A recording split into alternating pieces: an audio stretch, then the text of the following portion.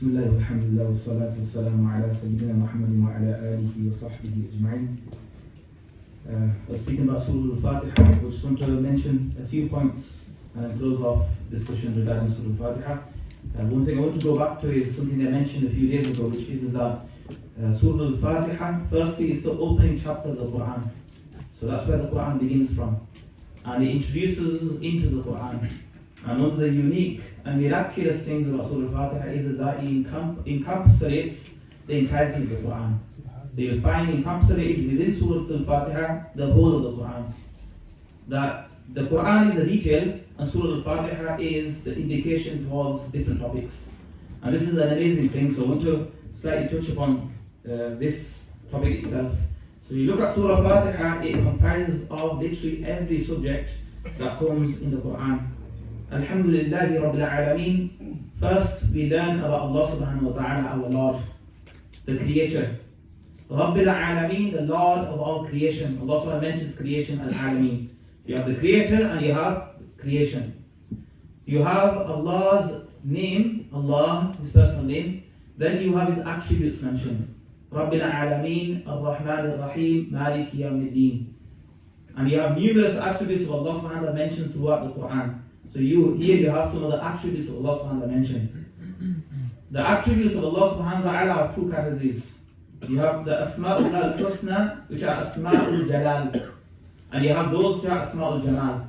So some of them represent Jamal, which is what attracts us to Allah subhanahu wa ta'ala, the characteristics of mercy and of kindness and of forgiveness.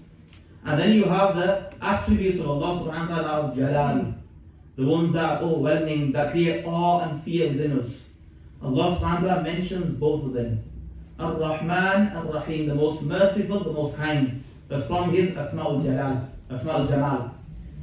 From the ones that attract His mercy and His softness. And then you have Allah subhanahu wa ta'ala mentions Malik Yawmiddin, the owner of the day of recompense. If you look throughout the Quran, whenever judgment is described, it is described in words that are fear-inducing.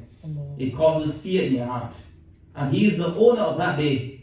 That day which is a day of complete fear. A day which we hear the hadith that the people will go from prophet to prophet to prophet. And the prophets are the best of people. And the prophet will not even dare to stand before Allah subhanahu wa ta'ala and even plead.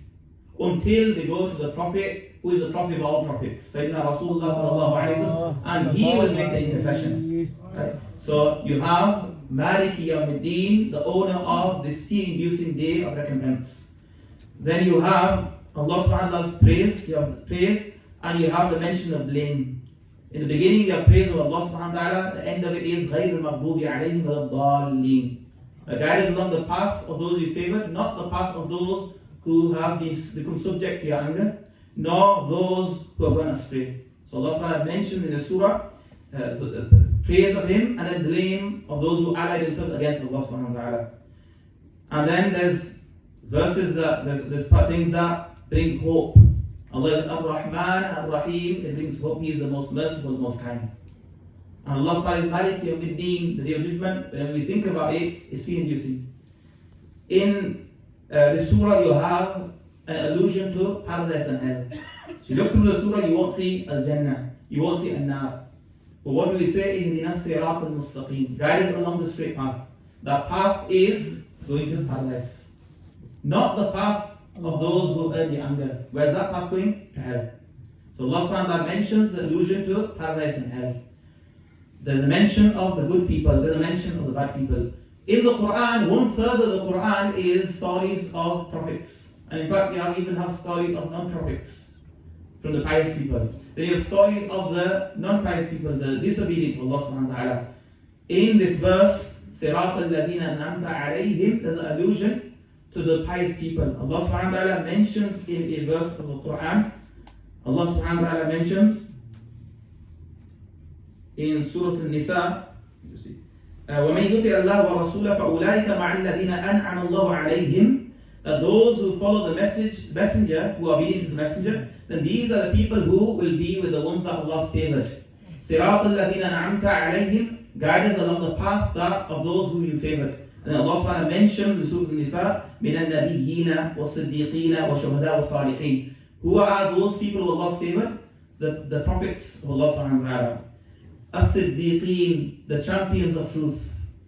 From the non-prophets, the highest of ranks is the rank of Siddiqiyah, being a champion of truth.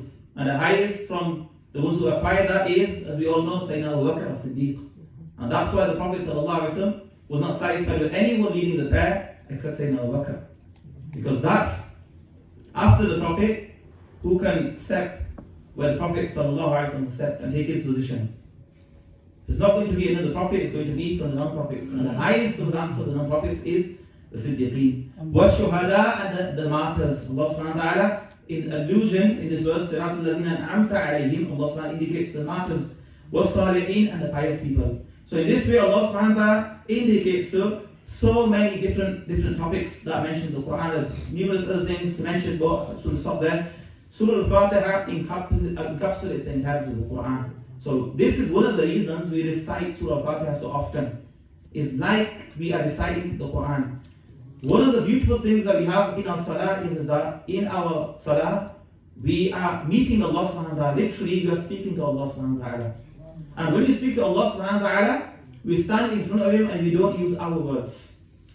We use His words. We read the Quran. Yeah, Allah subhanahu wa ta'ala doesn't allow us to stand before Him and use our words.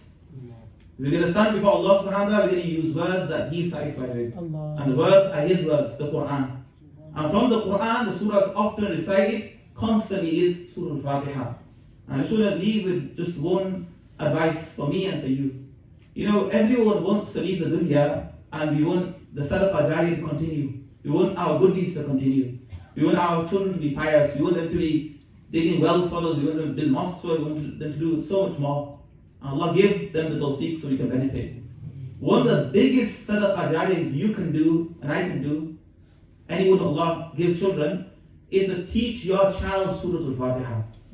Teach your child Surah Al-Fatiha. Don't wait for your child to learn Surah Al-Fatiha from a teacher. But what does that mean? It means you must learn Surah Al-Fatiha properly yourself. And then teach your child Surah Al-Fatiha. Can you imagine how many times they're going to recite that in the life? Every time they recite it, who gets the reward? You get the reward. Every prayer, every rak'ah, every sunnah, fard, witr, wajib prayer, you get the reward. What more do you want? What easier way for reward? And what an easy surah it is. Are we not confident in a Surah Al-Fatiha?